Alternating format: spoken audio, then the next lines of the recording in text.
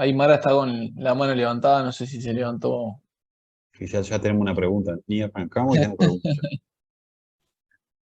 Hola, ¿me ven? ¿Me escucha? Sí, ahí tenemos a Lautaro. Hola, Hola. Lautaro y Hola, familia. ¿cómo están? Primera vez. bien, ¿ustedes? Hola, ay, Lore, pensé que no te veía.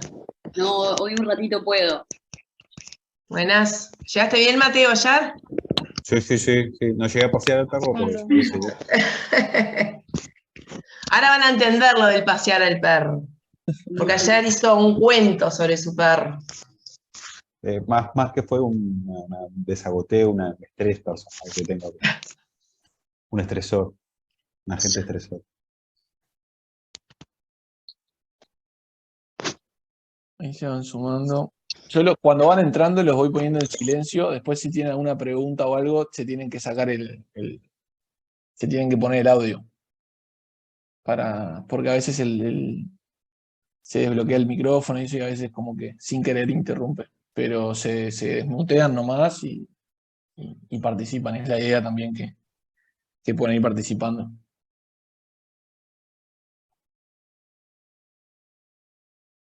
Mateo, cuando quieras, si querés, Dale, los si que les van parece, arrancamos. apareciendo los voy Dale, sumando Lore, ahí. arrancamos, Lore. Arrancamos, sí.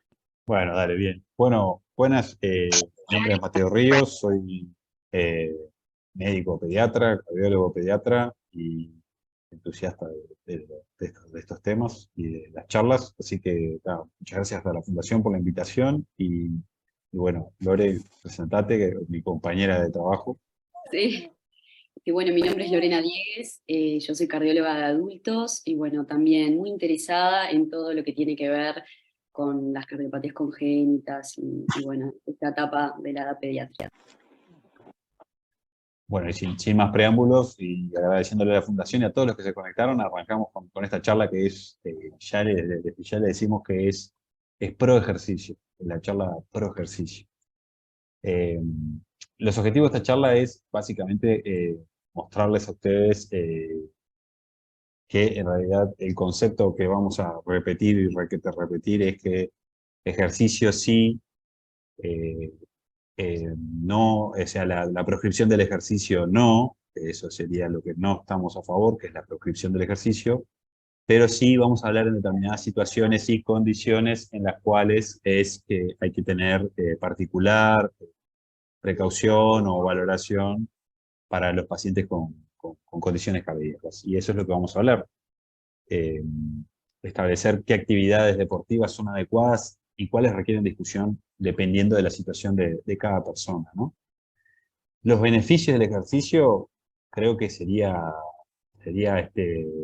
capaz que hasta redundante que yo les hablara puntualmente de cada uno de ellos. Creo que todos lo manejamos porque por suerte es un tema muy a flor de piel, que se habla en todos lados y reiteradamente, pero a veces la sobreprotección que hacemos a nuestros hijos, los tendemos a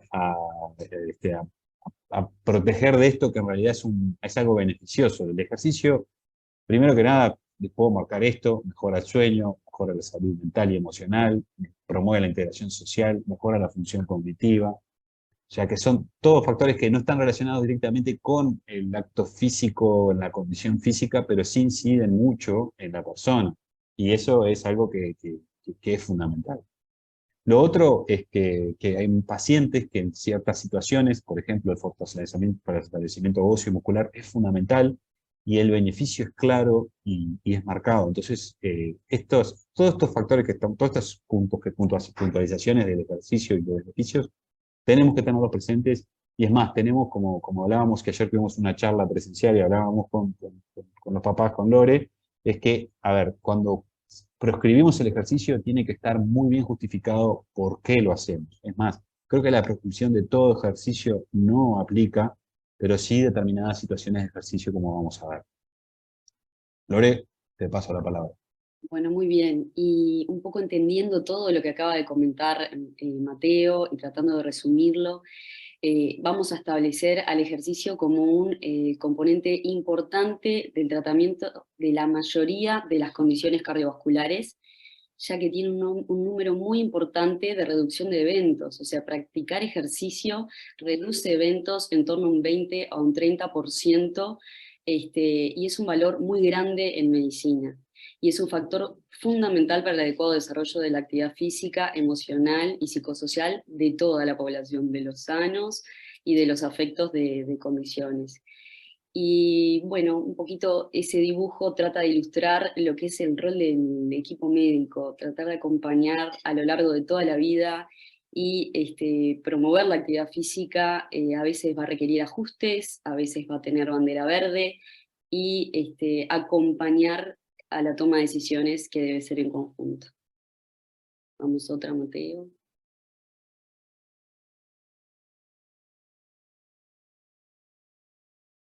Bueno, vamos a empezar a hacer pequeñas definiciones como para ir entrando en el tema. Primero que nada, distinguir entre qué significa el deporte recreativo y el deporte de competición. El deporte recreativo, como lo dice la palabra, tiene el foco en la recreación, ¿ah? Es una actividad que se realiza en forma voluntaria. Uno frena cuando uno lo considera. Y más o menos, para establecer un valor objetivo, se dice que es en torno a 3 a 4 horas semanales. Y en contraposición está el deporte de competición. Generalmente hay una organización atrás de esto, es algo organizado, formal, donde el foco está puesto en el rendimiento sobre todo, y bueno, hace una pequeña distinción de lo que vendría a ser un deportista de élite, como un deportista de olimpiadas, donde más o menos la carga horaria es enorme, es en torno a 10 horas por semana, que más o menos equivale a 2 horas diarias. Y otro escalafón es un poquito menos, pero aún así es una carga horaria enorme, y es en torno a 1 o 2 horas semanales.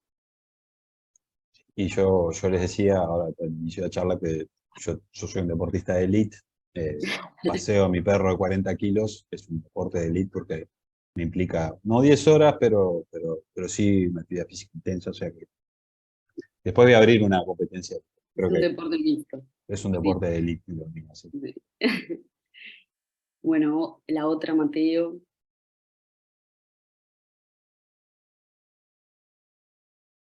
Bueno, entonces, otras definiciones que pueden nuclear a la actividad física son que esta se compone muchas veces de distintos parámetros. Por ejemplo, está el componente dinámico de la actividad física, que se caracteriza sobre todo por la movilización de muchos grupos musculares. Son actividades que implican grandes desplazamientos sobre todo, son dinámicas, y se asocia mucho al ejercicio aeróbico, al metabolismo aeróbico.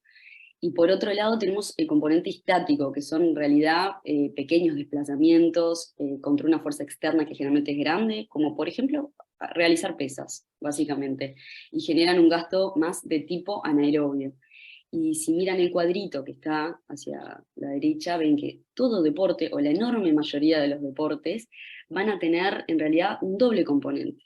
¿tá? Y dependiendo de ese doble componente, ¿cuál va a predominar más o menos? Un ejemplo de esto es el fútbol, que está dentro del dinámico de alto, de tipo 3, dinámico intenso, ¿sí? Pero tiene un componente estático bajo, ¿tá? Por eso está ubicado en la línea superior y derecha, ¿sí? Ese es un ejemplo que creo que todos entendemos.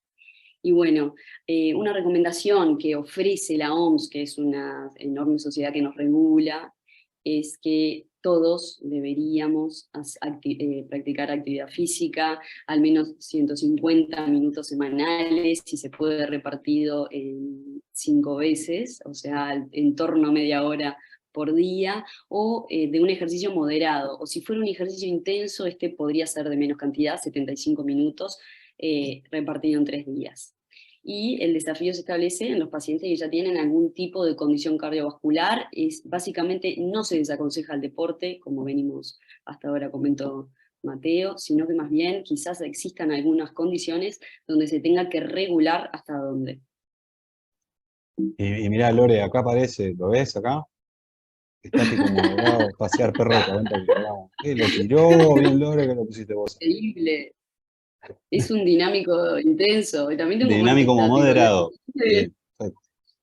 Bueno, las cardiopatías congénitas, que vamos a hablar de distintas condiciones cardiovasculares que nos competen, y creo que como la gran mayoría de los papás que forman parte de la fundación, las cardiopatías congénitas son el núcleo de preocupación.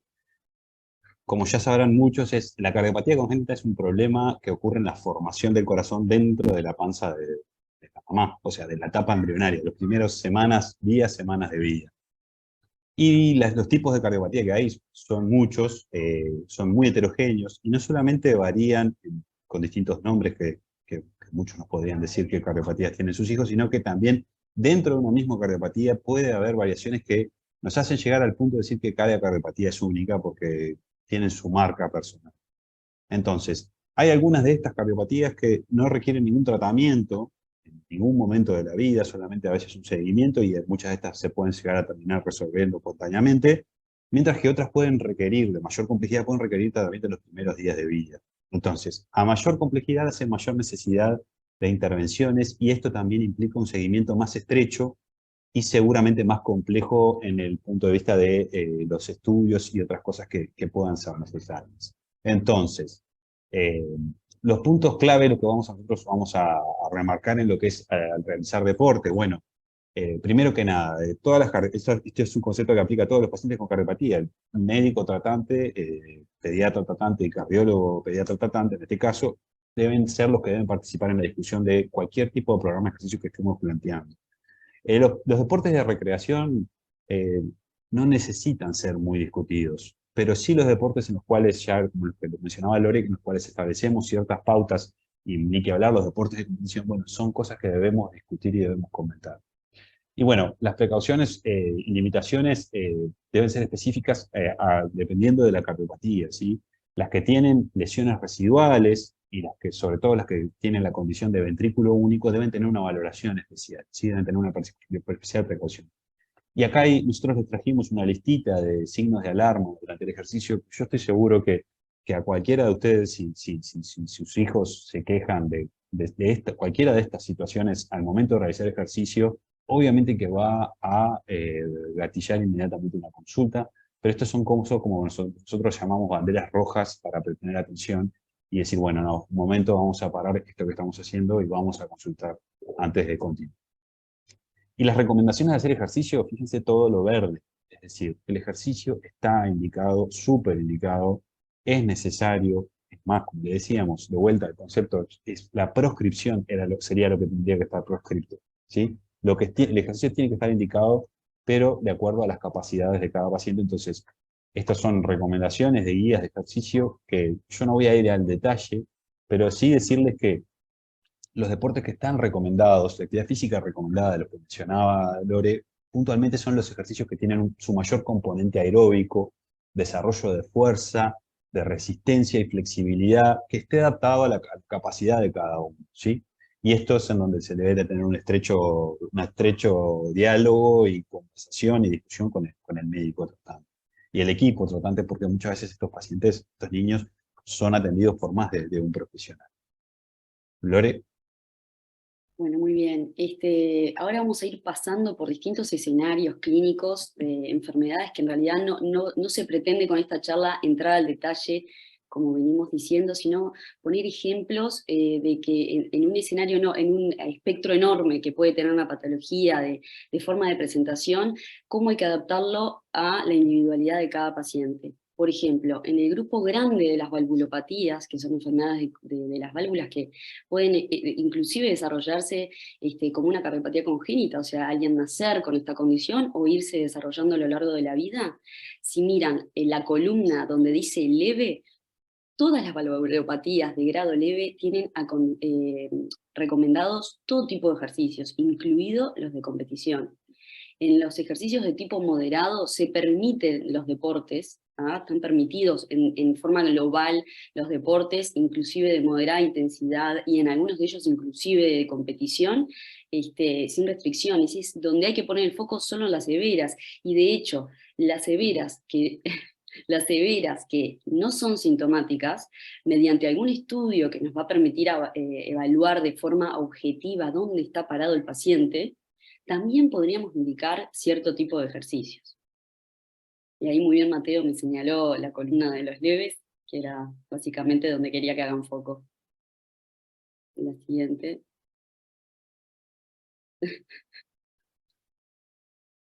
¿Se te enloqueció?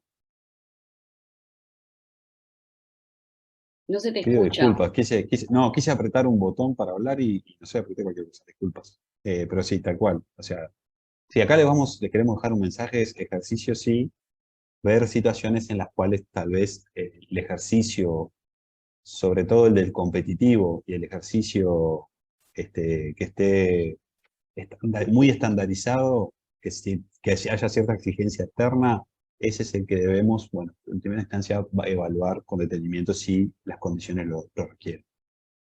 Pasamos a la siguiente. Sí. Ahí. No, otro ejemplo que en realidad a los cardiólogos nos compete bastante, sobre todo porque es una enfermedad que suele ser de riesgo en la edad pediátrica y en la adolescencia, y nos toca muchas veces a los cardiólogos vivirlas, son las enfermedades propias del músculo cardíaco, o sea, que involucran directamente al músculo cardíaco. Si ven los dibujitos, los gráficos que están ahí colocados, el corazón que aparece superior, como señala Mateo, superior arriba, que es de tipo normal. Ven que tiene las paredes finas, en fin.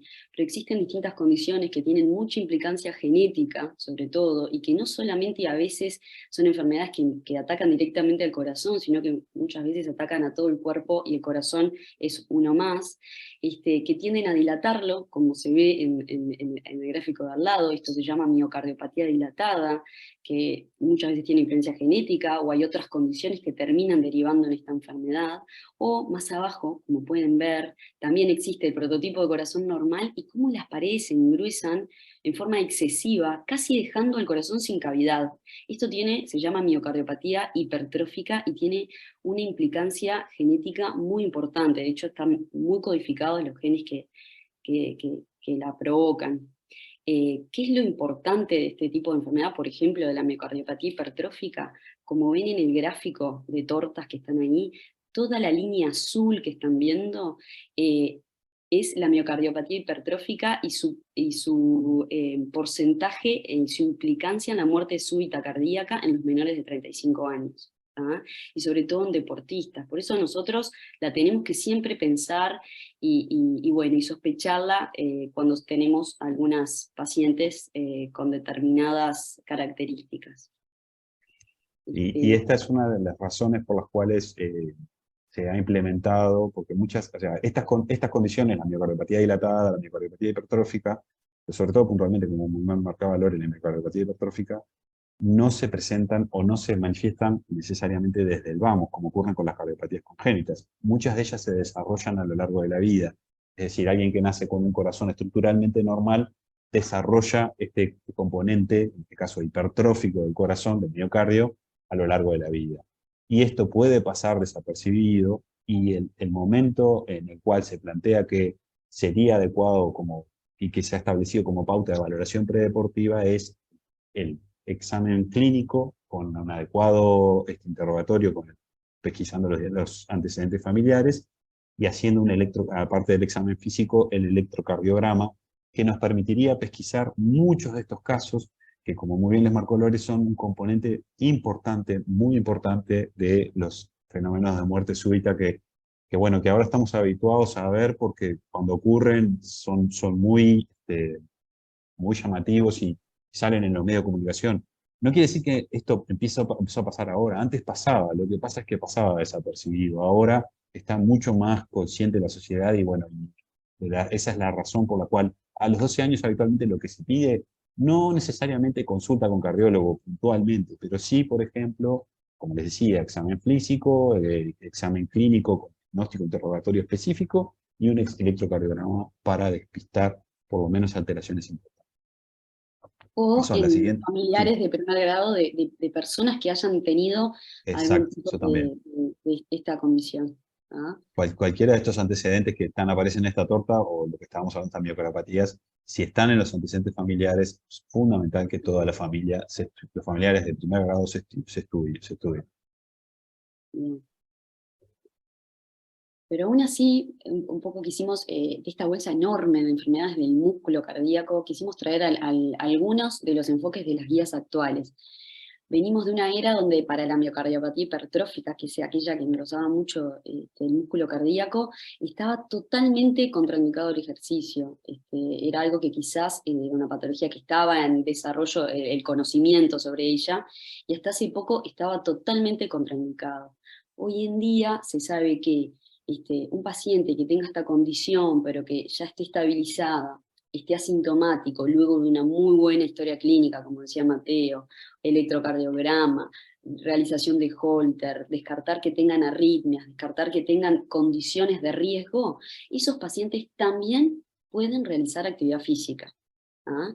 Y para los pacientes que tienen el corazón muy dilatado, bueno, en fin, tampoco se prohíbe, simplemente hay que tomar determinados recaudos. La actividad física va a ir en modo de la autorregulación, ¿tá? No solo autorregulación, sino regulación mediante parámetros objetivos que están bien descritos, que es establecer cuándo el paciente desarrolla síntomas o elementos de sobrecarga, y hasta ahí es donde van a ir los programas para llevar al paciente al entrenamiento. Sí, las guías como que hablan de un determinado consejos puntuales, como por ejemplo, evaluar y estratificar el riesgo de pacientes que tengan estas condiciones y si se puede, semestralmente. Evitar los deportes que en realidad tengan riesgo de vida si aparecen desmayos. Un ejemplo claro sería, por ejemplo, la natación, el automovilismo, por ejemplo. Tener precaución con los climas extremos, evitar las bebidas estimulantes, esto es más un consejo para adolescentes, fomentar la hidratación. Inclusive, si bien nosotros tenemos ampliamente avalado y recomendamos el ejercicio dinámico, el cardiovascular, el de la caminata, también sabemos que hoy en día tiene implicancia en el pronóstico, en la sobrevida de estos pacientes, que desarrollen una buena musculatura, y también se está aconsejando el ejercicio de esfuerzo. ¿Y querés agregar algo más de esto, Mateo? En realidad acá, en resumen, ejercicio sí. ¿Por qué? Porque ya sea la condición de miocardiopatía, de la que estábamos hablando, puntualmente la hipertrófica preocupa mucho en determinadas condiciones de ejercicio, el ejercicio es beneficioso para todos esos pacientes, para todas esas personas con esas condiciones. O sea que al punto llegamos bueno, que el día de ayer lo remarcábamos con Lorena, es que están implementados mecanismos para fomentar el adecuado ejercicio, tanto de las personas que presentan limitaciones, porque por ejemplo las miocardiopatías dilatadas, muchas terminan en insuficiencia cardíaca extrema, lo cual limita mucho las posibilidades de ejercitarse, incluso de la vida diaria, pero hasta esas personas necesitan elementos de actividad física que les permitan mantener una adecuada salud, tanto muscular, cardiovascular, y bueno, todos los beneficios que mencionamos. O sea, el ejercicio sí, obviamente con ciertos criterios que, bueno, que son los que estamos mencionando. Bien, otra condición que nos pareció interesante comentarles, que también es bastante frecuente, es la miocarditis, que es como le dice la palabra, es la inflamación del corazón. Las causas, un montón, pueden ser virales, bacterianas, inclusive hemos pasado la era del COVID, y el COVID provocaba miocarditis, ¿no? Hongos, parásitos, alergia, algún tóxico, en fin, tiene muchas etiologías y tiene un pico de presentación habitualmente en el primer año de vida y luego a los 12 años. Adolescencia. Luego de esa etapa, la cantidad de presentación tiende a disminuir. La miocarditis, la siguiente, Mateo, si querés, tiene una etapa donde, bueno, está bien activo el virus adentro del músculo del corazón, que esto genera muchísima inflamación, tiene mucho riesgo de muerte súbita, y en el gráfico de tortas, que quiero que recuerden, donde estaba la miocardiopatía hipertrófica, ella también tiene su lugar, tiene un porcentaje bastante importante, y es por esto que se tiende a desaconsejar absolutamente el ejercicio en los primeros 3 a 6 meses. Les diré que en el servicio donde básicamente yo trabajo es 6 meses, sin lugar a negociación, pero es de las pocas veces y las pocas entidades donde uno realmente no transa, ¿sí? Y no le busca el punto medio. Luego de esto, en fase de recuperación, una vez que se hayan hecho estudios y una buena historia clínica y donde esto sea normal, el paciente se haya recuperado, tiene bandera verde para empezar el ejercicio. Y si quedó algún cierto tipo de afectación, que en algunos casos sucede, bueno, habrá que tratarlo como un paciente que ya desarrolló cierta dilatación del músculo cardíaco y irá al ejemplo que ya estuvimos dando y será recomendado el ejercicio según su capacidad. Otro ejemplo importante es que, bueno, la aorta es el vaso más importante de nuestro cuerpo y existen muchas enfermedades genéticas o adquiridas que van a tender a dilatarla. Pero como pueden ver, justamente es eso, si pueden ver donde están los cuadritos en gris, las dilataciones leves tienen indicado todo tipo de deporte. Las moderadas ya tienen un riesgo intermedio y también siguen teniendo indicado el deporte. Las de riesgo alto son aquellas únicas entidades donde tendrían que ir a reparación, que es cuando se dilata muchísimo la aorta, y luego de eso, obviamente, podría restablecerse la actividad deportiva. Y acá remarcar también que no todas las dilataciones de la aorta son iguales. O sea, a ver, por ejemplo, hay cardiopatías que tienen dilatación de la aorta, como ocurre en la tetralogía de Fallot, sí que lo menciona acá, tetralogía de Fallot, también la transposición de grandes vasos. Y no es lo mismo esas cardiopatías que, por ejemplo, enfermedades que también son genéticas, pero que no son congénitas, sino que generalmente es una evolución a lo largo de la vida, que es como el síndrome de Marfan, no es el mismo riesgo. El síndrome de Marfan involucra mucho más riesgo para esa aorta que lo que es una tetralogía de Fallot o, por ejemplo, una transposición de grandes vasos. Pero se ha visto que personas que tienen, los pacientes que tienen lo que se conoce como estenosis valvular aórtica, que desarrollan también la dilatación de la aorta, su comportamiento no es igual al de Fallot, no es igual al de la transposición, tienen un cierto riesgo, pero es mucho menor que el Marfan. Pero es otro elemento a tener en cuenta. Entonces, por eso les decíamos, cuando hablábamos, esto es puntualmente volviendo al ítem de las cardiopatías congénitas, importa mucho qué cardiopatía, importa mucho qué contexto, qué evolución. O sea, por eso, al ser tanto esta información, no esperamos que con esto ustedes manejen estos puntos específicos, pero sí puedan manejar información para hacer preguntas específicas y poder generar un rapport con el equipo médico que los asiste a tanto sus hijos como eventualmente les va a pasar a ellos cuando sean grandes y tengan que ellos hacerse cargo de su asistencia y de sus dudas y preguntas. Acá, mira, acá hay una pregunta de Paola que capaz que lo dejamos al final pero me gustó.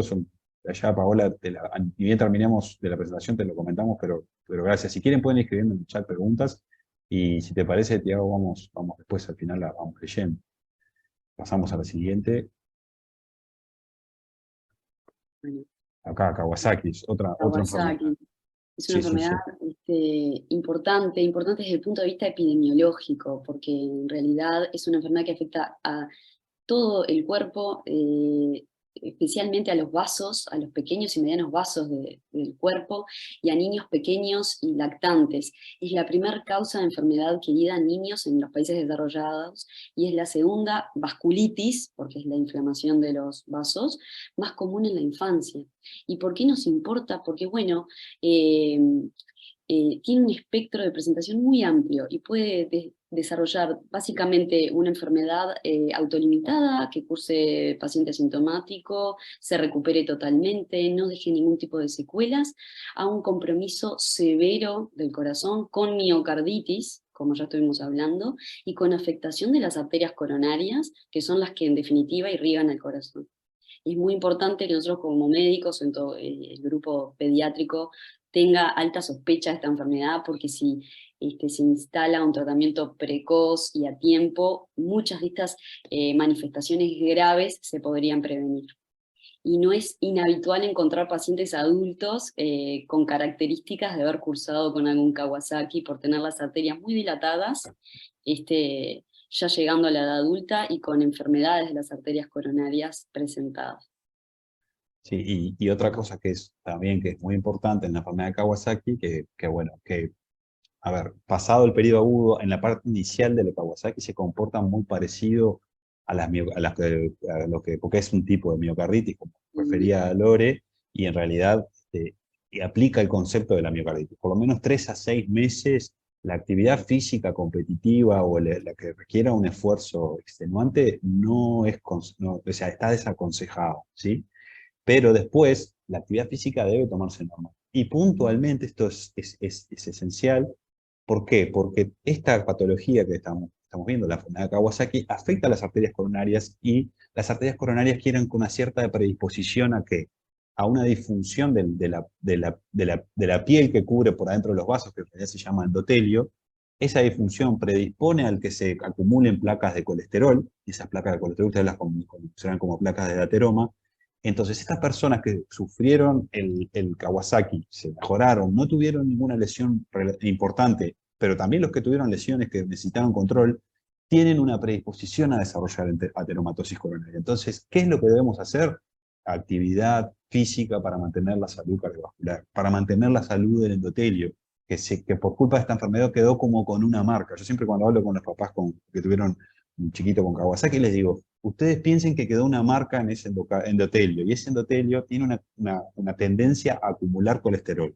Y la mejor forma de evitar que el colesterol se acumule es el ejercicio físico y la alimentación saludable. Tal cual, es así. Y si pueden ver, miren el gráfico celeste, la tablita celeste. Los pacientes que tienen cierto grado de afectación tienen permitidos todos los deportes. Es solamente cuando los aneurismas, que es como la dilatación que se puede ver puntual en los vasos sanguíneos, adquiere un valor de mediano a grande o gigante, donde se empiezan a tomar precauciones para estos pacientes. O sea que por el simple hecho de tener o haber tenido la enfermedad, no significa no realizar deporte, sino que hay que ir a lo específico, evaluar cada caso en forma particular y definir hasta dónde en cada caso particular. Por ejemplo, un ejemplo interesante que está bueno establecer es que estos pacientes, los que tengan mucha afectación o aneurismas grandes, van a requerir anticoagulación. Y bueno, en este pool de pacientes que se aplica como ejemplo y también para todos los que estén anticoagulados, ya sea con cardiopatías congénitas o adquiridas, se van a tratar de indicar deportes que no sean de contacto o que tengan riesgo de traumatismos. Y un ejemplo que pusimos ayer es el rugby, por ejemplo, que sí, que al estar anticoagulados hay que tener un poquito más de criterio en este tipo de pacientes. Y este concepto que está remarcando Lore, que en este caso aplica para Kawasaki, es un concepto que para todo paciente anticoagulado, es decir, medicación que anticoagula la sangre, en ese caso está contraindicado los deportes de contacto por el riesgo que esto implica no porque la medicación le haga algo, sino que ante un evento de traumatismo puede haber hemorragias que en otras personas no podrían ocurrir porque o sea, tienen todos los mecanismos para detener un sangrado. Una persona que está anticoagulada no va a poder detener el sangrado a tiempo y puede generar situaciones graves, sobre todo en traumatismos de cráneo, donde se pueden generar problemas importantes. Y este concepto aplica a todo paciente anticoagulado. Y una pregunta que ayer nos hicieron y estuvo muy acertada de los papás en la reunión era que, ¿qué pasa con los que toman aspirina? Bueno, la aspirina antiagrega, no anticoagula. O sea que ese concepto que aplica para los anticoagulantes no aplica para la aspirina. La aspirina no contraindica los deportes de contacto. Sí, por ejemplo, puede pasar de que los machucones, los moretones sean mucho más fáciles de hacer porque las plaquetas demoran más tiempo en lograr contener los sangrados, pero la anticoagulación no es el mismo riesgo que un paciente anticoagulado. Y bueno, acá trajimos a comentarles las canalopatías, que las canalopatías son, como lo dice el nombre, enfermedades en los canales iónicos, que en realidad, llevándoselos a simple, es un problema eléctrico del corazón. Un problema eléctrico que lo que predispone es a eventos de arritmia, que algunos de ellos pueden ser muy graves, y por lo tanto deben tener una precaución especial. En este caso nosotros les remarcamos el QT largo porque es el más frecuente poblacionalmente, pero también es el más frecuente en la edad pediátrica. Hay otras condiciones que pueden ocurrir también, pero son de menor frecuencia. Vale la mención, por ejemplo, la taquicardia polimórfica catecolamínerica, que tiene un nombre súper largo que hasta nosotros no nos acordamos a veces, Después está el síndrome de Brugada, después está también la ritmogénica del ventrículo derecho, que es otro nombre que tampoco nos acordamos. Y bueno, el hecho está en que estas condiciones no implican una restricción absoluta al ejercicio, pero hay algunas en ellas particulares que, por ejemplo, ciertos tipos de ejercicio podrían no ser convenientes o podrían estar contraindicados. Por ejemplo, los que tienen síndrome de cutelargo tienen tendencia a tener episodios de arritmia en el momento de que realizan natación. Fíjense que el ejercicio puede ser una causa muy importante de gatillar estos eventos arrítmicos. Entonces, ¿ellos no pueden hacer ejercicio? No, sí, lo tienen que hacer. Pero depende de qué tipo de ejercicio, puntualmente, por ejemplo, porque las personas que hacen arritmias pueden perder el conocimiento. Entonces, como por ejemplo lo que decía Lore, si alguien pierde el conocimiento y está haciendo un deporte de riesgo, no es conveniente, o sea que no sería conveniente que hiciera deportes de riesgo. Pero también lo otro es que estos deportes pueden gatillar, como por ejemplo pasa en el síndrome de cutelargo tipo 1, la natación, por ejemplo, puede ser un gatillante de eventos arrítmicos. Entonces, ¿todos los pacientes con arritmias, con canelopatías tienen contraindicada la natación? No. Todos los pacientes es más, siendo más específico, ¿todos los pacientes con cutelargo tienen contraindicada la natación? La natación recreativa no, porque pobre no se va a poder meter en la piscina a jugar con los amigos, pero sí está desaconsejada la natación competitiva. ¿Por qué? Porque ahí es la circunstancia totalmente diferente. Es una circunstancia de estrés físico, emocional y en el cual pueden ocurrir estos eventos. Entonces, no es conveniente esta situación. Obviamente que esto no es algo absoluto, cada vez más, y lo mismo que pasaba con las miocardiopatías hipertróficas, cada vez más estamos siendo más laxos con estas cosas. ¿Por qué? Porque vemos que las restricciones no son favorables y las personas a veces terminan haciendo igual el tipo de ejercicio por más que se los contraindique. Entonces lo mejor es crear un ámbito de diálogo y de entendimiento en el cual podamos establecer situaciones seguras en las que se pueda hacer ejercicio físico y no contraindicar ejercicio, sino que ver cuál es la situación básica. Y bueno, y muchos de estos pacientes que tienen canalopatías terminan colocándose dispositivos como son los desfibriladores. Y acá puntualmente trajimos los dispositivos marcapaso y desfibrilador. No es lo mismo un marcapaso que un desfibrilador. Y a veces es un tema que es difícil para las familias manejar, porque saben que tienen un dispositivo, pero no saben qué hace ese dispositivo.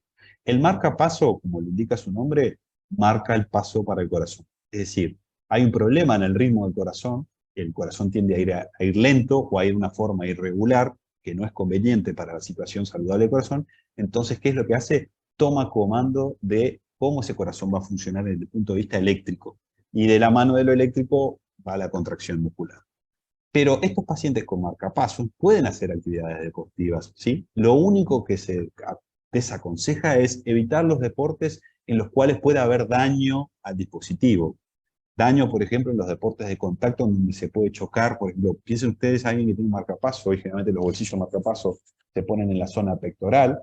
Si alguien juega al rugby, el punto de choque habitualmente es el pecho. Si chocan el dispositivo se puede romper, y si se rompe deja de funcionar. Y si el aparato cumple una función esencial, que no todos para los pacientes es una función esencial, pero para algunos sí, si la función esencial deja de estar, ese paciente puede estar en una situación de riesgo, entonces no conviene ese tipo de ejercicio.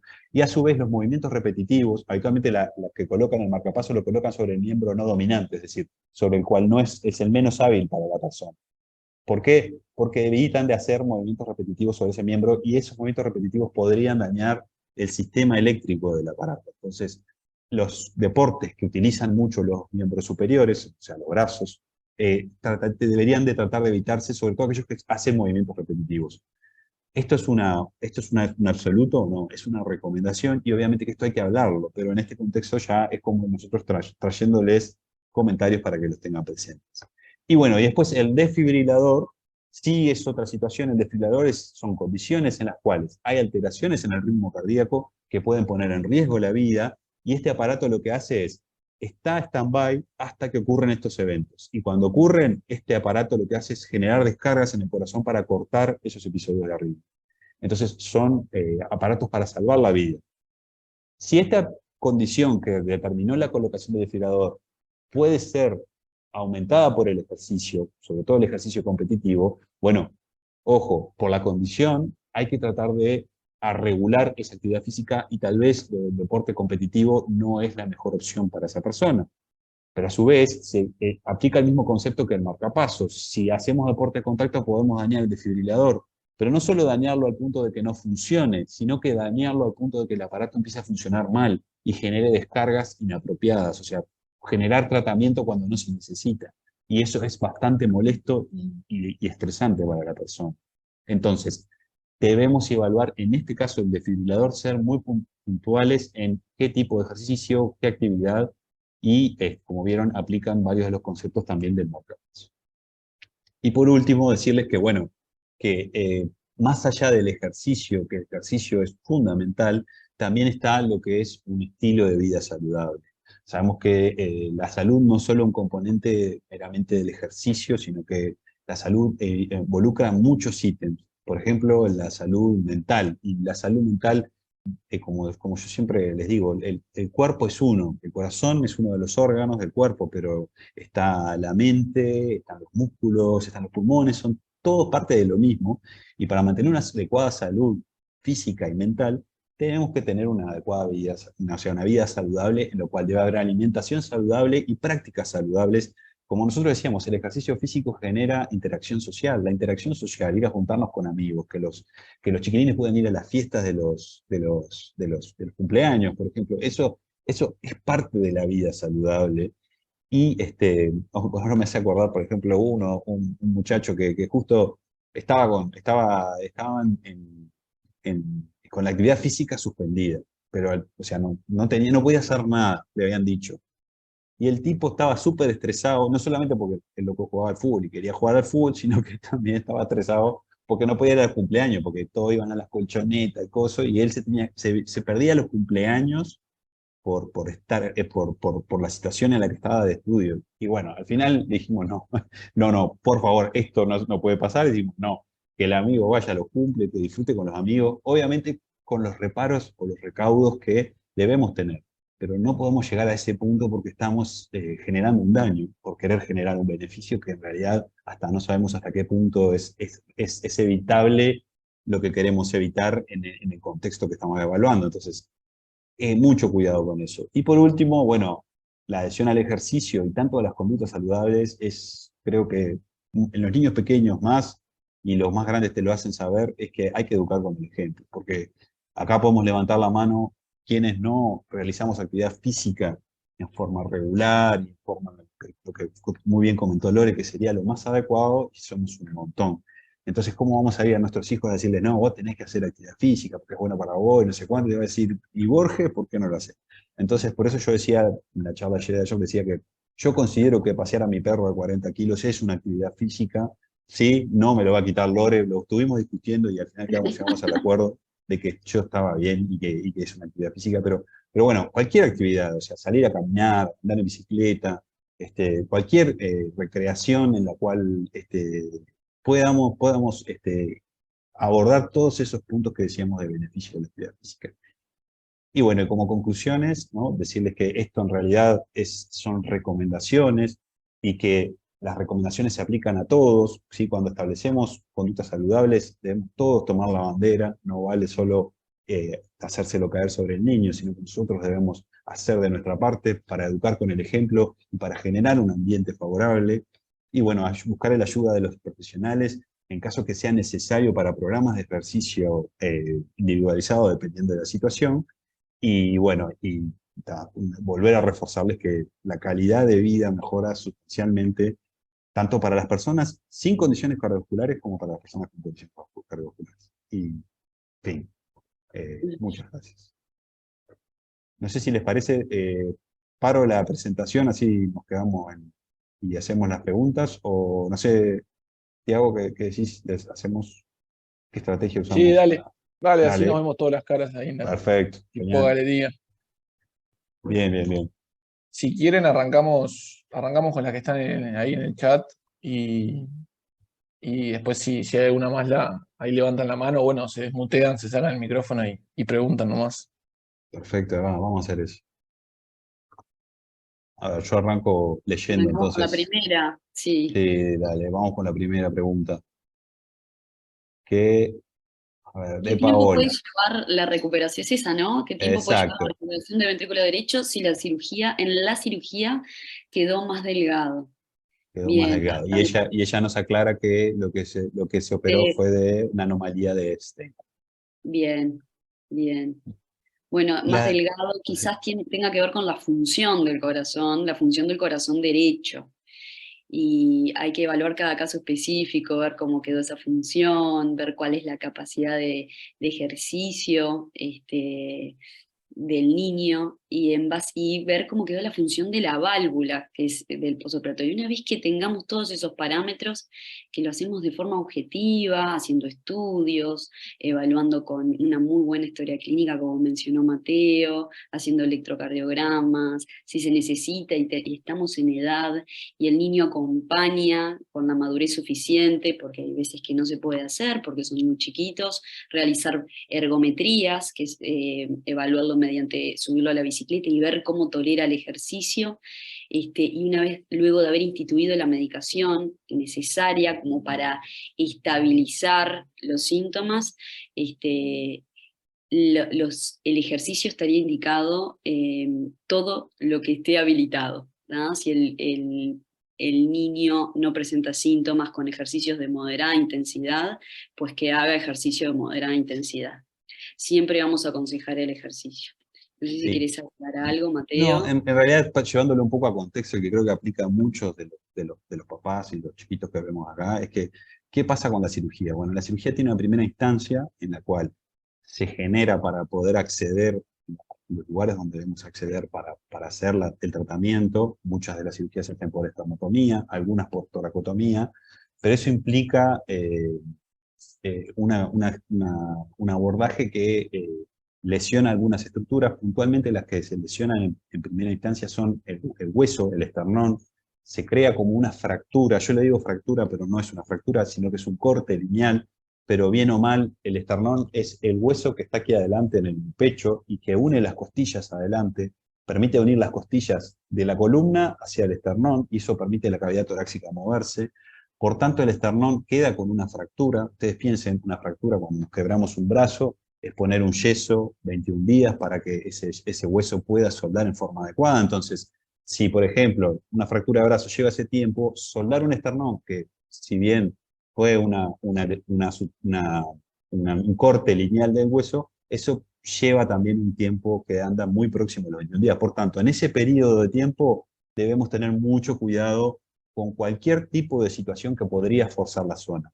Los cirujanos, el equipo quirúrgico, lo que hace habitualmente es coloca, ¿sí?, alambres que ayudan a mantener la estabilidad del esternón, porque es fundamental eso. O sea, son como las férulas que se le ponen a veces a las fracturas para que no se mueva el hueso. Entonces, eso permite soldar el hueso. Una vez que pasó este periodo de tiempo, las restricciones se empiezan a hacer cada vez menos, ¿sí? Cada vez menos. Pero a ver, por ejemplo, un niño que recién se operó puede andar caminando tranquilamente, puede jugar en el campo, Debe hacer puede, rehabilitación. exacto, puede y debe hacer todas esas cosas que a los niños les gusta hacer. Aparte, algo que salió en la charla anterior, y que seguramente ahora lo podamos también ver, es que ellos mismos se limitan. Se limitan cuando, ¿qué? Cuando, por ejemplo, si el esternón les genera dolor cuando se movilizan. O sea, ellos no van a hacer actividades que los dañen porque ellos mismos van a tratar de evitar esos malestares. Entonces, por ejemplo, eso en el que recién se operó, pero que tiene una cardiopatía con cierta limitación, bueno, él mismo va a regular su actividad física en base a su capacidad. Por eso son tan importantes todas esas actividades recreativas que mencionábamos, que son muy saludables. Lo otro bueno que tienen es que nos da una capacidad de introspección, poder ver cuándo debemos decir, bueno, vamos a parar acá porque necesito descansar. Por ejemplo, ya nos contaban de un gordo que andaba en el CAIF y saltaba, jugaba, iba como a 200 kilómetros por hora, y de repente, tum, me dio no, chum, se acostaba y se iba a dormir. Entonces, está perfecto eso es lo que tiene que hacer. ¿Qué es lo que pasa con el deporte competitivo, que es el cual nosotros vamos a tener que establecer claramente cuándo poder retomarlo, por ejemplo, después de una cirugía? El deporte competitivo establece la regulación afuera. Está la demanda de jugar un partido, meter un gol, ganarle al otro cuadro. Hay una tribuna que alienta y uno tiene que llegar a la tribuna y hacerle quedar bien. Puntualmente no es mi caso, siempre quedaba mal. metía hasta goles en contra, pero bueno, eso puede pasar también. Igual me alentaban, mis amigos me decían, bien, loco, casi la sacaste afuera. Pero bueno, lo importante es que en ese contexto el estrés está afuera, entonces uno pierde la capacidad de tener en cuenta lo que está pasando adentro. Muy importante que ese tipo de ejercicios estén bien establecidos cuando se puedan retomar. Por ejemplo, puntualmente la cirugía del de Einstein va a seguir las mismas instancias que cualquier otro tipo de cirugía. Y el único momento donde nosotros debemos evaluar, y como muy bien remarcó Lore, es el momento de cuando hayamos una actividad física competitiva, una actividad física que tenga ciertos estándares que sean exigentes. Bueno, ¿cuándo los puede hacer? ¿Se entiende? No, eso va a ser una evaluación que va a ir a posteriori, pero mientras tanto, podemos ir a patear la pelota al patio, podemos ir a andar en bici, después que soldaron bien y que curaron bien las heridas de la cirugía, podemos hacer una vida casi normal, o sea, que no hay que restringir a los niños en ese sentido. A ver, vamos a la siguiente pregunta, ¿les parece? ¿Se cura una estenosis valvular pulmonar? Bueno, la realidad es, Karen nos pregunta, y la realidad es que yo uso un término que a mí me gusta porque creo que crea un concepto importante, es que las cardiopatías, muy pocas se corrigen. Usamos mucho nosotros los médicos la palabra vamos a corregir la cardiopatía. La realidad es que corregir implica dejar todo como que no pasó nada. Son pocas las cardiopatías que pueden quedar con esa condición. Es más, yo les diría que casi que ninguna, porque ¿qué pasa? A mí me gusta usar el término reparación, se repara la cardiopatía. ¿Por qué? Porque poder ir a reparar la cardiopatía implica hacer un abordaje sobre el cuerpo, algo que no les pasa a las personas que no tienen esa condición, y eso implica una cierta situación en la cual debemos tener precaución. Entonces, si yo le digo a ustedes, le corregimos el problema, listo. Chao. Por ejemplo, me dan el auto y dice, che, Mateo, ¿viste el problema que tenía tu auto? Lo corregimos. Genial, me voy en el auto. Pero si yo les digo, reparamos una pieza del auto, la sustituimos por otra o le tuvimos que hacer unos remiendos, ya sabemos que tiene una manipulación el del auto y que tenemos que tener cuidado porque no es algo que vamos a manejarnos con ligereza. Es decir, bueno, ya acá hubo un cierto gesto que implica por lo menos un control, un seguimiento por cardiólogo y los estudios que la situación lo amerite, ¿sí? Entonces, hablar puntualmente, la estenosis pulmonar se cura, yo no lo referiría así, sí se repara, la válvula pulmonar se le puede quitar un grado importante de la estenosis, pero al dilatar la válvula puede quedar un grado de insuficiencia mayor o menor, y ese grado de insuficiencia puede ser importante más adelante, puede que no. Y la mayoría de los pacientes con estenosis valvular pulmonar viven una vida absolutamente normal sin ningún tipo de restricción. Pero eso es imposible saberlo desde el día cero y va a ser imposible para saberlo para toda la vida. Entonces, ¿qué es lo importante? Que tengamos en cuenta que está esta condición, que fue tratada adecuadamente y que es importante el seguimiento cardiológico. Y lo otro que es importantísimo, la salud de los dientes. Los dientes tienen que estar sanos, porque todas las personas tenemos riesgo de hacer, a través de infecciones en los dientes, pasen bacterias a la sangre y enfermen el corazón. Y eso les puede pasar a cualquiera, al que no tiene cardiopatía. Pero los que tienen condiciones cardíacas tienen una sensibilidad un poco más alta, que no es extremadamente alta, pero es un poco más alta, y un corazón que se reparó y que quedó funcionando adecuadamente, se puede enfermar seriamente por culpa de estos bichitos que llegan al corazón y dan la infección. Entonces, yo siempre les hago hincapié en dos cosas: controles periódicos con cardiólogo y en base a la periodicidad que establezca el equipo, y lo otro, salud bucal, ¿sí? Y bueno, y acá le vamos a agregar ejercicio físico, alimentación saludable y compromiso de la familia, o sea que ya tengo 5 ítems para agregar. Y pasear al perro de 40 kilos. Pasamos a la siguiente pregunta, ¿te parece, Lore? Sí, pasamos. Dale. Eso Mira, de- Karen acá. Bueno, saludos, Karen, sí. Ya está. Con Pedro hicimos la valvuloplastia. Ahí Bien, va. pero igual va un reto para Mateo, porque Mateo no te explicó qué es. Pero está, ahora te lo expliqué, si no te lo expliqué en ese momento. Mara nos pregunta que tiene Buenas. trombofilia y que se dio inyecciones durante el embarazo, si puede haber sido por eso la cardiopatía. No, Mara, no es eso. Las cardiopatías congénitas tienen un componente que se llama multifactorial, y dentro de esos factores hay muchísimos factores que no conocemos. Entonces, uno siempre busca, como quien dice, ¿por qué pasó esto? Yo les diría que en las cardiopatías pocas veces ustedes van a poder contestar el por qué pasó eso, simplemente fue algo que ocurrió. Entonces, puntualmente, para sacar tu duda, el haberte inyectado, que seguramente haya sido Clexane, ¿incidió? No fue eso. O tomar aspirina, por ejemplo, no, tampoco. Sí hay heredabilidad genética, hay genes que se pueden incidir, pero de vuelta, son una parte de lo que ocurre. O sea que pensar que la cardiopatía pasó porque nosotros hicimos algo puntualmente no es saludable para ti y no es saludable y no es correcto tampoco, porque pensamos que, o sea, si son varios factores los que inciden, no, pensar que una cosa incidió no sería adecuado. ¿Es normal que se cansen mucho al caminar o cuando juegan se agiten mucho? Pregunta Camila.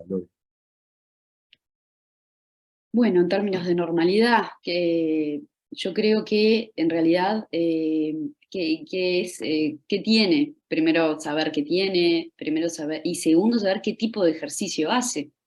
Acá, por Normal ejemplo, puede dice ser, que camina mucho o cuando juega mucho. que ahí está haciendo un ejercicio intenso, Sí, no, por ejemplo, yo paseo a mi perro y quedo muerto. camina y se El agita. brazo acalambrado, voy agitado al lado del perro.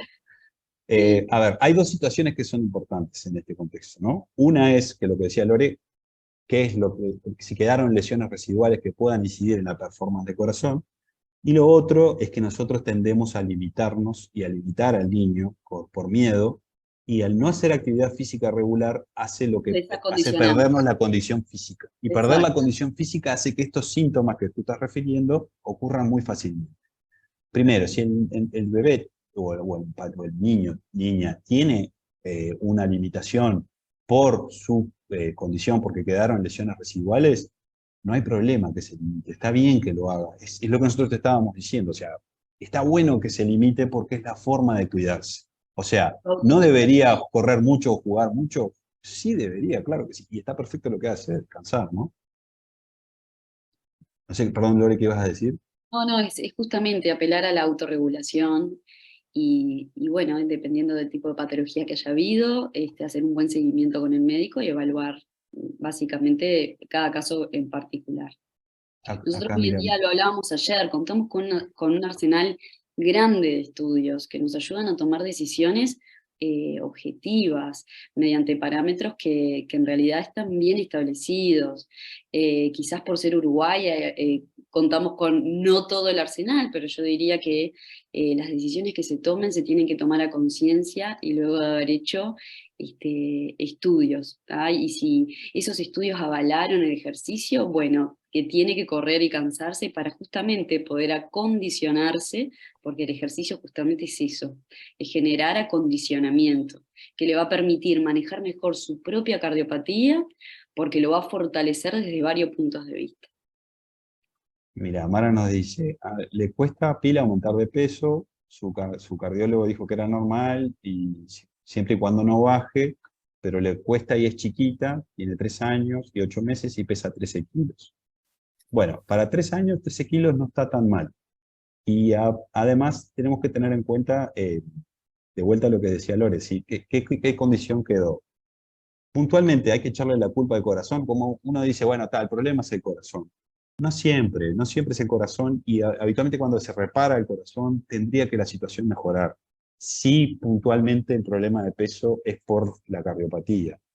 Pero recuerden que inciden muchos factores y entonces no deberíamos adjudicar solamente a esto. Por eso, cuando hay estos problemas de peso, y es una preocupación que es muy válida, bueno, volver al pediatra, plantearle la situación, tal vez hacer una discusión de un equipo que se pueda reunir, un equipo interdisciplinario que puedan conversar y ver posibles aristas en donde capaz que hay cosas que se nos están escapando, tal vez no, tal vez es una situación normal, es su forma de ser, porque no todos somos como yo, que mido 2,20 m no, mido 2,20 m. Los uruguayos somos todos chiquitos, o sea, y las alturas, y siempre que miro, cuando los papás te dicen, ay, no crecen mucho, yo miro a los papás, porque la potencial genético que tiene para crecer son los papás. Entonces, la condición cardíaca es un jugador más de todo el contexto. puntualmente estuve conversando con un paciente hace poco, un muchacho de 20 años que se acercó a conversar conmigo, que le habían dicho que él no iba a poder crecer, que no iba a poder hacer esto, que no podía hacer lo otro. El muchacho es más alto que yo, mucho más musculoso que yo, o sea, y tiene una cardiopatía como un Fontán. Fontán es una cardiopatía que tiene su relevancia y necesita sus cuidados. Con esa cardiopatía él llegó a un punto mucho mejor que el mío, o sea que claramente la cardiopatía para él no fue un problema, ¿sí? Entonces, tener en cuenta que la cardiopatía es un componente más de todo esto, ¿está? Bien. A ver, la siguiente. Yo pido disculpas, me tengo que Lore, te tenés retirar. que ir. Bueno, Lore. Muchas Mateo, gracias, Lore. Un muchísimas aplauso. gracias por la invitación. Y Aplausos virtuales. Viste que se ponen hasta reacción y luego. Chau, te chau. pongo aplausos virtuales ahí. Bueno, Saludos. chao. Bueno, pasamos a la siguiente. Dice, ¿son hereditarias las cardiopatías? Perdí un embarazo a los 6 meses, de sorpresa. Eh, llegué mi, eh, perdón que me... Llegó mi bebé arcoíris con una cardiopatía congénita severa, ventrículo único. Luego de ese diagnóstico me dicen que la pérdida del embarazo del bebé anterior también debería haber sido una cardiopatía. Laura te pregunta. La realidad, Laura, es que ¿es posible? Sí, lo que tú estás diciendo es posible. ¿Ocurrió eso? La realidad es que no lo sé, porque si perdiste el embarazo a los 6 meses, muchas veces lo que conviene en ese contexto, que es algo muy difícil de decidir, pero que es algo que ayuda, es el estudiar al bebé que perdí. ¿Por qué? Porque lo que se llama la autopsia clínica puede analizar y eventualmente ver si había alguna malformación del corazón. En este momento, lo que nosotros podemos hacer es sacar conjeturas. ¿Puede haber existido la cardiopatía? Sí. Ahora, les tengo que decir algo.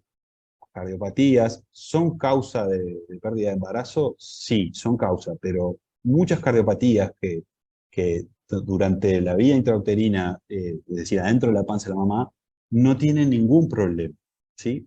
Lo pasan relativamente bien o bastante bien o incluso muy bien. Entonces, no necesariamente implica una cardiopatía un problema para el bebé. Hay algunas cardiopatías que sí, porque puntualmente la forma en que funciona ese corazón no hace compatible con el bebé a estar adentro de la panza. Entonces eso puede llevar a una pérdida de embarazo. Pero no necesariamente implica eso. Ahora tenés un bebé con un ventrículo único y no sé bien cómo fue el embarazo y cómo si llegó a término y con un buen peso, pero muchos de estos bebés que tienen un ventrículo único llegan a término, llegan con un excelente peso y en buenas condiciones. El problema es que al tener el ventrículo único, no va a ser fácil para él hacer la transición de estar adentro de la panza para afuera, porque tiene que hacer cambios que en la condición que está su corazón no lo va a poder hacer. Entonces, ¿qué pasa? Necesita ayuda del equipo médico y va a pasar lo que hablábamos al principio. Necesitan tratamientos en etapas precoces de la vida para poder ayudarlos a mantenerse estables, ¿sí? Y posteriormente ayudarlos a seguir las siguientes etapas que puntualmente los bebitos con ventrículo único deben seguir un camino que se llama el camino de Fontán, que implica distintas etapas con por lo menos 2 cirugías, muchas veces 3 y varios cateterismos, ¿sí? Después, Jimena. Jimena puso acá. El manual de los dientes. Sí, gracias, Jimena. Los dientes son fundamentales.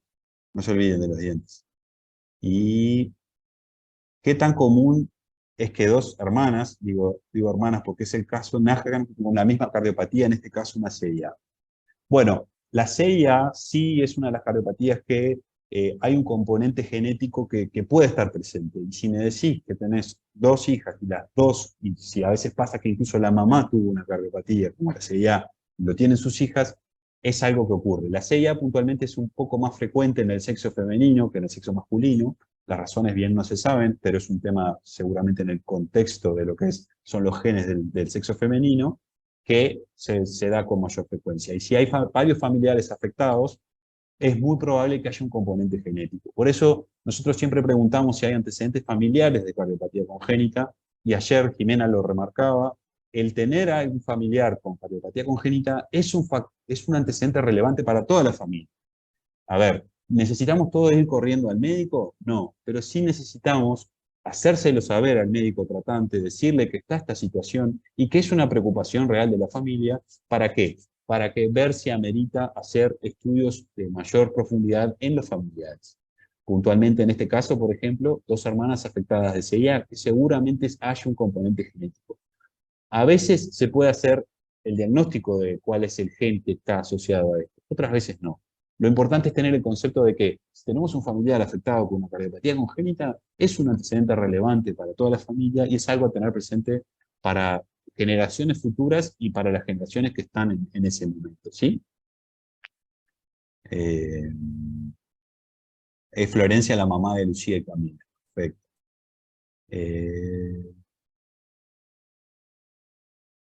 Acá dice Cintia, hola, en nuestro caso es verdad que ellos se regulan, autorregulan porque Cintia nació con una transposición de grasa en los vasos y después quedó con una estenosis pulmonar, pero ella cuando se cansa, se sienta y descansa, y ahora ella me dice que a veces se marea. Ah, bien, mira, Laura nos aclara que sí, que pidió una autopsia. Perfecto, Laura. Entonces sí, sí. Entonces, en ese caso, la causa de la pérdida del embarazo puede haber sido la cardiopatía. Bien. Buenas tardes. Ah, esperen, no quiero dejar sin contestar. Pero bueno, acá nos dice Cintia claramente que se autorregula la chiquita y es lo que deben hacer los niños con situaciones, porque aquí claramente lo que le pasó es que Cintia se regula porque ella tiene lo que se llama lesión residual, que es en este caso una estenosis en la pulmonar, que incide en sus síntomas, ¿sí? Y está perfecto que se autolimite. Hola, buenas tardes, los padres de Clara, o sea, Clara Pedreira, los conozco. Quería consultar en niños pequeños, perdón, ahora empecé a leer en forma interna. Quería consultar, ¿a partir de qué edad los niños pequeños serían ideal que comiencen a realizar actividad física? Ir a un club, ya sea natación, gimnasia, otra duda. Ella tiene marcapasos, pero el bolsillo no lo tiene en el hombro. Lo tiene en el a la izquierda del ombligo. ¿Hay algún ejercicio repetitivo de preferencia que deba evitar? No se me ocurre otra cosa repetitiva más que abdominales. Estoy de acuerdo, los abdominales podría. Ahora, una bebita chiquita como Clara, abdominales no va a ser el tema. A ver, toda actividad física es buena, ¿sí? Por ejemplo, la macronatación que se hace, sí, claro que sí. Sí, la natación regulada, hablando con el profe, diciéndole, mirá, a ella le encanta el agua, pero tenemos esta situación, tú te animás a... El cardiólogo nos dio el ok de que ella puede hacer ejercicio. Te animás a tenerla presente y cuando ella quiera. Y eso estoy seguro que va a pasar. A ver, ¿qué está siempre? El miedo a lo desconocido. Entonces un profe que no está acostumbrado, nunca tuvo un estudiante con cardiopatía congénita, que le digan que tiene cardiopatía congénita, que le digan que tiene un marcapaso, te va a decir, por favor, mandame una carta membretada y sellada por un escribano de que diga que el niño puede hacer actividad física. Por favor, señor, no sea malo. Digo, pero le manda el cardiólogo la carta, le dice que sí, que puede, y lo único que tenemos que hacer es tener precaución de habilitarle ¿qué? Habilitarle la autorregulación, ¿sí? Que ella misma se regule. Puntualmente lo declara el marcapaso, no te preocupes, en el abdomen es el lugar donde menos movimiento probablemente puedas generar cualquier repetición. El bolsillo que se genera en el hombro, aquí en la zona pectoral, sí, porque nosotros este movimiento usamos mucho los miembros superiores, este movimiento es algo que hacemos habitualmente. Y, a ver, tú me decís, entonces no puedo hacer nada. No, eso no es la idea. A ver, pero, por ejemplo, no es tan recomendado, por ejemplo, que juegue al tenis con el brazo donde tiene el marcapaso, ¿se entiende? Cosas que claramente van a esforzar ese brazo donde está el bolsillo del marcapaso. Veo un montón de gente conocida, no quiero dejar a nadie afuera, pero saludo así, porque estoy viendo pila de gente conocida. A ver, Agustín Amarillo. En los deportes de contacto el mayor riesgo son los golpes fuertes. En caso de que así sea, ¿qué les puede generar el golpe cuando hablamos de cardiopatía que no tengan comprometida la parte eléctrica? Bueno, puntualmente el golpe preocupa cuando hay situaciones en las cuales, por ejemplo, lo que hacía mención Lore, de las arterias dilatadas, ¿sí? Sobre todo la aorta, que golpes en arterias muy dilatadas, los golpes, el sillazamiento que se produce por el movimiento del golpe, que es aceleración y desaceleración, puede generar lesiones. Ahora, ¿esto es frecuente? No es muy frecuente. A ver, lo más importante es que ustedes transmítanle a los médicos tratantes que está esta condición, ustedes participaron de una charla y a ustedes les preocupa puntualmente el tema del deporte de contacto. Entonces, que ahí les aclare el cardiólogo. Por ejemplo, la CIB, la CIA, el ductus, la coartación sin dilatación de la aorta, ¿no? Sin dilatación severa de la aorta. La tetralogía de Fallot, la transposición de grandes vasos sin dilatación severa de la aorta también. Todos ellos pueden hacer deportes de contacto. Es más, hay rugbyers que son portadores de tetralogía de Fallot, jugadores de fútbol con tetralogía de Fallot, maratonistas y estos que hacen el Ironman, que también tienen esas condiciones. Entonces, esos pueden tener en algún momento algún contacto. Por ejemplo, el que hace el Ironman, o el que hacen los triatlones, esos que andan en bicicleta, pueden tener una caída de la bicicleta y golpearse. Esas condiciones no van a ser riesgo para ellos, no en primera instancia. Obviamente lo que hay que hacer, hablar con el médico tratante.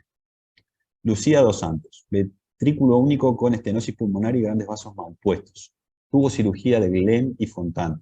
Ahora puede hacer cualquier deporte y en qué calidad. La realidad es que sí, que ella puede hacer cualquier deporte. Deportes no competitivos. Ahora, si estamos hablando de un deporte competitivo, tenemos que establecer bien cuál, cómo va a ser, y también hacer, porque lo que tú estás comentando ahí de Lucía, es que claramente es una situación en la cual hay que estar seguros de que todo esté funcionando muy bien. Entonces, esto lo hablábamos en la charla de ayer, muchos de estos pacientes cuando aumenta la complejidad de la cardiopatía, están funcionando bien y no hay nada que debería alarmar, pero para dar seguridad de que las condiciones son óptimas para una actividad física competitiva, debemos hacer análisis más específicos. Por ejemplo, la ergometría con el estudio de consumo de oxígeno y la saturometría, que es un estudio cardiopulmonar, que desafortunadamente en Uruguay no está disponible en forma abierta, puntualmente en pediatría no lo usamos, pero para pacientes grandes que pueden colaborar puede darnos muchísima información. Y puede darnos información para establecer qué capacidad de ejercicio tiene esa persona y hasta qué punto se puede esforzar. Por lo menos en ese momento, porque ¿qué pasa?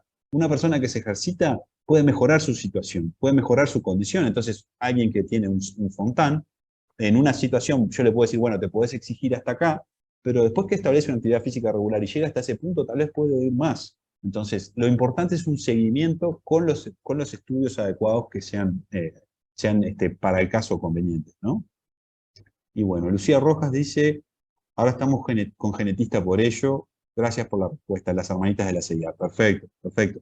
Está bien, y puede ser, Lucía, que no se llegue al diagnóstico, porque hay un porcentaje de estas situaciones en las cuales hay incidencia familiar que no se llega al diagnóstico.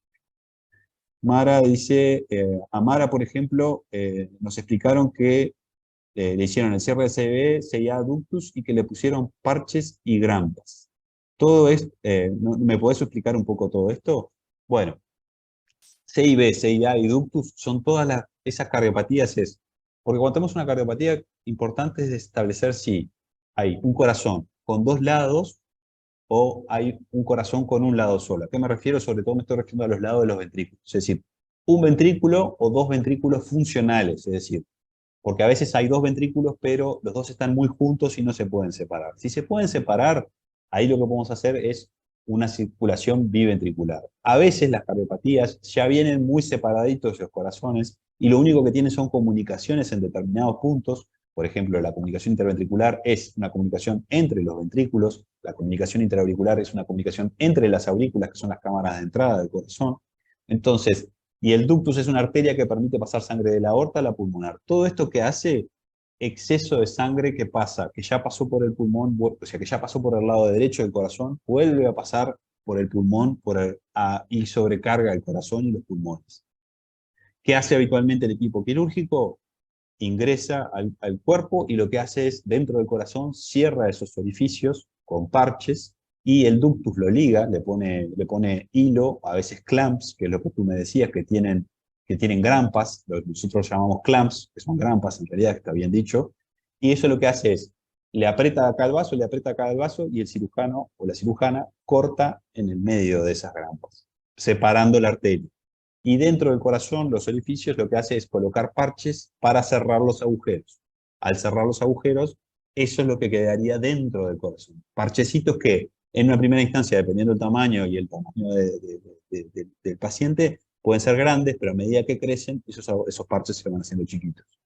Puntualmente, esta condición, una CIB, CIA y ductos reparados, ¿establecen un riesgo para la actividad física? No. Principalmente no.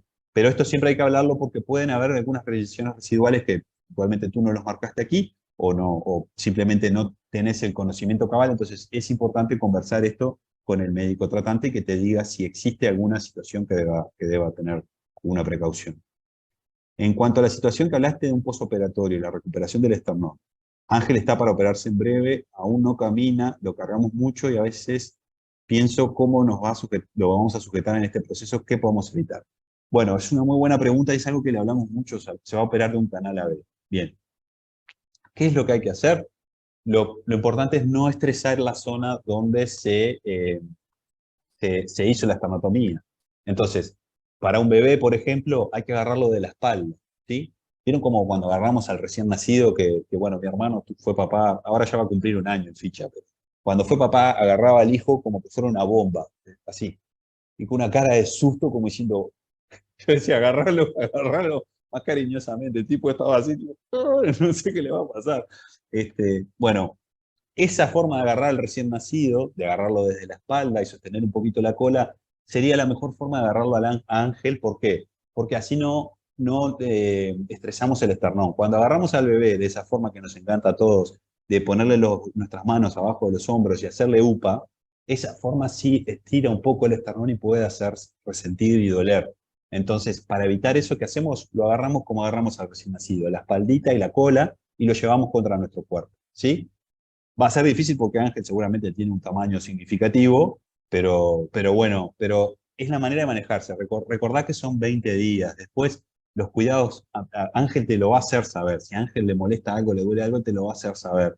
Y los niños es impresionante cómo se recuperan. Claro, los adultos lo que tenemos es que fijamos la idea de lo que nos pasó. Los niños, si ya pasó, pasó, y muchas veces se olvidan. Si no sienten dolor, es porque realmente no les molesta, ¿sí? Bueno, acá dice Lucía, muchas gracias. Gracias a la fundación. Los papás de Federica. Fede fue operada por segunda vez hace un año de un truncus tipo, no veo, ahí va, no veo qué tipo de truncus, pero ¿qué actividades serían aconsejables? Ella ama andar en bici y en patines. ¿Puede hacer sin restricciones? Sí, claro que sí. A ver, Tronco, el truncus, tipo 1, sí. Mateo. Tipo 1, Tipo porque tengo algo acá que me tapa. Gracias por la aclaración, porque tengo como una carita feliz que me la tapa. Bueno, sí, tipo 1. El tipo 1, no, a ver, si estuvo reparado, por más que tuvo dos cirugías, no tendría que tener situación que implique como una actividad como recreación, como andar en bici y en patines, tener limitación. No hay que tener limitación. Y miren que el truncus es una cardiopatía que nosotros decimos de complejidad. Primero porque necesita asistencia en los primeros días de vida y porque para la cirugía necesita una manipulación que no es despreciable. Pero aún así, el corazón después termina funcionando en una forma casi normal. Yo les diría que andar en patín y andar en bicicleta, sí, para todos. Es muy raro que un niño por una condición cardíaca no pueda hacer esas actividades. ¿Qué es lo que sí tenés que preguntarle a tu cardiólogo? ¿Qué condiciones residuales quedaron? Es decir, si hay alguna insuficiencia de alguna válvula, si hay alguna estenosis en algún lado. ¿Para qué? Para saber que ahí tenemos una condición residual y que eso sí puede limitar que actividades competitivas o actividades en las cuales nosotros la pauta está establecida afuera. Por ejemplo, como por ejemplo correr una carrera entre un grupo de niños por ejemplo, en una gimnasia del colegio. A ver, no vamos a correr para ver quién gana el premio. Capaz que corra, sí, pero que corra a la velocidad que quiera, ¿sí? ¿Qué son las conexiones aurículo-ventriculares? En realidad es una forma de descripción que usamos, una forma técnica que usamos los médicos para describir cómo se conectan las aurículas y los ventrículos. Recuerdan lo que yo les decía, el corazón es uno, pero tiene un lado derecho y un lado izquierdo. Y a su vez, el lado derecho y el lado izquierdo tienen o sea, son 4 cavidades, 2 lados, 4 cavidades. Hay 2 cavidades de entrada, una aurícula derecha y una aurícula izquierda, y hay 2 cavidades de salida o de bombeo, que son el ventrículo derecho y el ventrículo izquierdo. La conexión aurículo-ventricular hace referencia a qué aurícula se comunica con qué ventrículo, ¿se entiende? Entonces eso es una descripción que hacemos nosotros técnica, que muchas veces no viene al caso. O sea, a ver, ¿es relevante para ustedes? Yo les diría que en principio no. El tipo de conexión de las aurículas no. Importa más que cómo funciona el corazón y si tiene algo residual que deberíamos prestar atención. ¿Sí? Bueno, gracias por despejar las dudas. Karen dice, Pía le hicieron valvuloplastia y llegamos a Tacuarembó, salió andando en bicicleta como si nada. Sí, la mamá estaba resuscitada.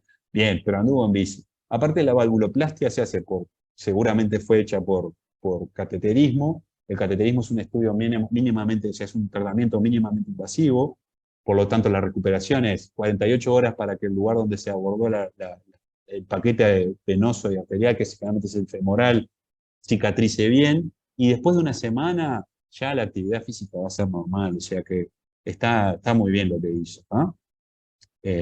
Ángel tiene 2 años y 5 meses, alrededor de 11 kilos. Muchas gracias por la recomendación y paciencia, eso dice la mamá de Ángel.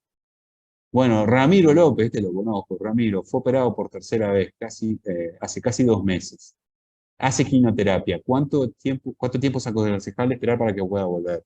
Ya te digo, fueron 2 meses, volverlo a Ramiro a eso, que es una actividad preciosa, ¿sí? Que no galope mucho, que no haga algo muy intenso, pero sí que se suba al caballo. A ver, lo que más preocupa es el esternón, la esternotomía, y que no esfuerce esa zona. Esos fueron los primeros 20 días, un mes, ya estamos lejos de eso, esa zona ya cicatrizó bien, o sea que no te preocupes, que Ramiro vuelva y que le toque cartucho, ¿está? Está bien de bien eso. Y bueno, y creo que por acá llegamos, no sé si alguien quiere abrir el micrófono, preguntar algo puntualmente. Espero haber despejado todas las dudas. Primera vez que me pasa esto de tener que hacer el escroleo por las preguntas, pero bien.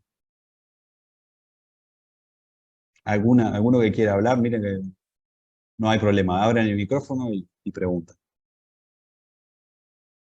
Levantan la mano si quieren y abren el micrófono. También conozco ahí a Joaquina Lazo, así que saludos para Joaquina. Tengo unos cuantos conocidos, no quiero quedar en falta con Tom, pero ya vi a Joaquina ahí en el video y tenía que mandarle un saludo porque está precioso. Muy bien. ¿Alguna duda, alguna pregunta?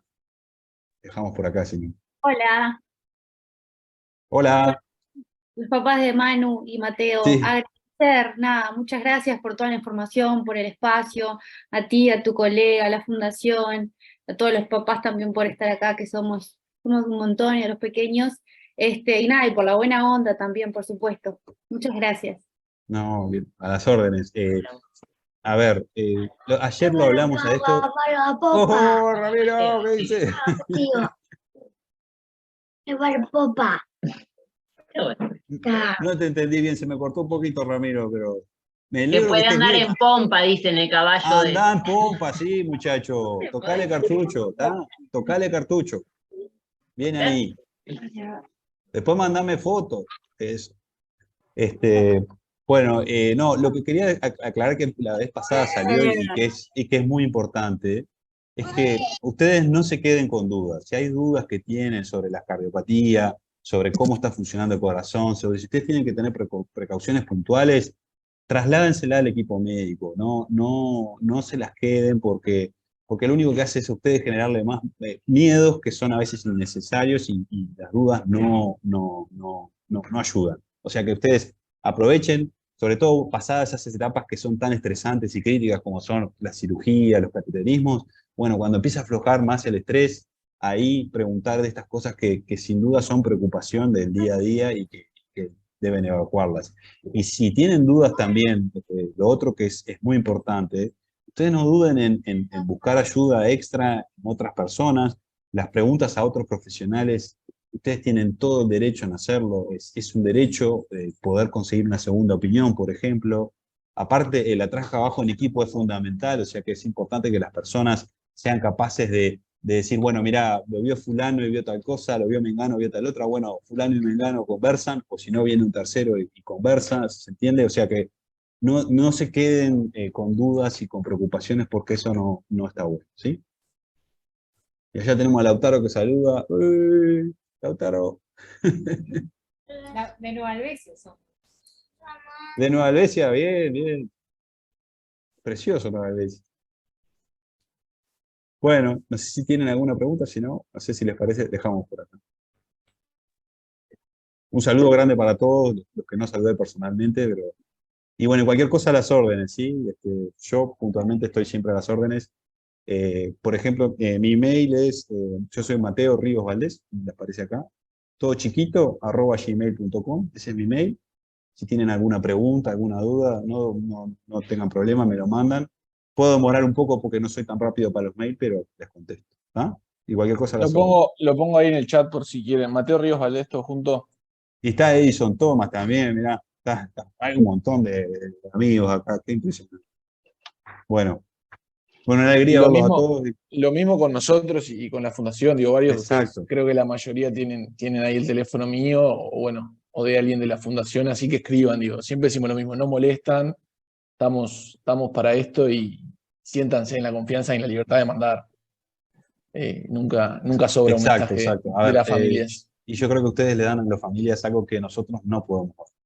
Es la vivencia, el camino transcurrido. Nosotros no tenemos eso, y esa parte es fundamental para ustedes, porque nosotros lo vemos transcurrir a la gente, pero nunca lo transcurrimos. Los que transcurrieron seguramente les van a dar mucho más know-how o cosas, detalles que nosotros tal vez no estamos tan al tanto. O sea que recurran a la fundación porque va a ser seguro, si no va a ser una gran ayuda para ustedes.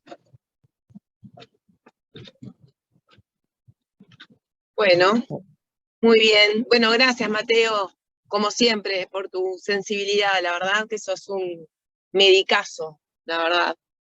Muchas gracias por todo. Y por el tiempo, No, y a todos los también que se unieron a esta hora que invierno, cansados. Mil gracias. Perdón que estoy en el auto, pero estoy haciendo de mami Uber. está bien. Y Así que están todos con las tuve que irme bendiciones en a casa. buscar. Sí, así que está, Sí. nada, les mando un beso enorme y también, digo, quedo a disposición y Tiago, si te animás a poner ahí mi teléfono por si alguno se quiere contactar, Muy bien, más que pongo. bienvenido. ¿Está? Dale, Bueno, que anden bien. Hasta luego. nos vemos. Gracias a Chao, los que gracias.